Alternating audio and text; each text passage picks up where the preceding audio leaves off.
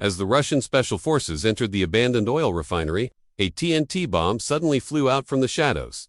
Before anyone could react, they saw a hidden tripwire beneath the explosive. Captain Rofu rushed forward. Around the corner, two terrorists were installing more bombs. Rofu tore off his helmet, drew his Grok pistol, and charged in.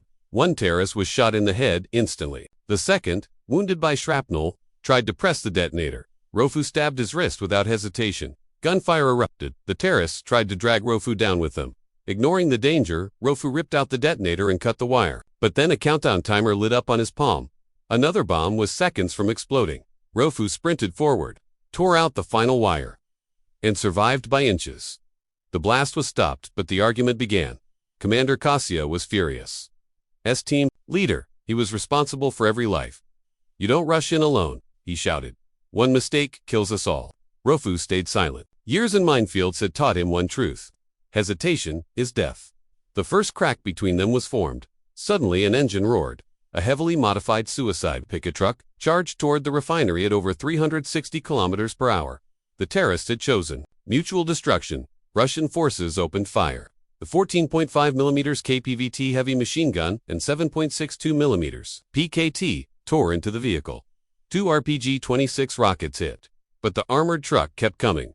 The team retreated while firing. The pickup smashed into the refinery. At the last second, Kostya fired a PGR-6 rocket, striking the rear. The truck lost control and exploded. Flames swallowed the refinery. Smoke rose into the sky. For the first time, Rofu felt lost. What did this war bring?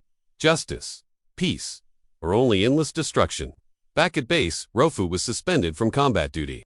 His actions were reported in full. Soon after, Kostya led a patrol to a nearby village. Extremists had planted bombs in water wells to cut off civilians. Explosives were detected. Everything seemed under control until a sudden explosion tore through the village. Gunfire followed. Back at camp, Sabalov knew immediately the team had been ambushed. He grabbed his AKMS, mounted a Pika truck, and rushed to support. Using ruins and alleys for cover, he fought his way through the village. But when he arrived, only bodies remained. The minesweepers were dead. Kostya was gone. Survivors said the terrorists had captured him alive. Pain turned into rage. A made helicopter lifted off. 6 Georgian special forces were deployed. One question remained: can Rofu save his captain? And behind the smoke, a far greater terrorist conspiracy was still unfolding.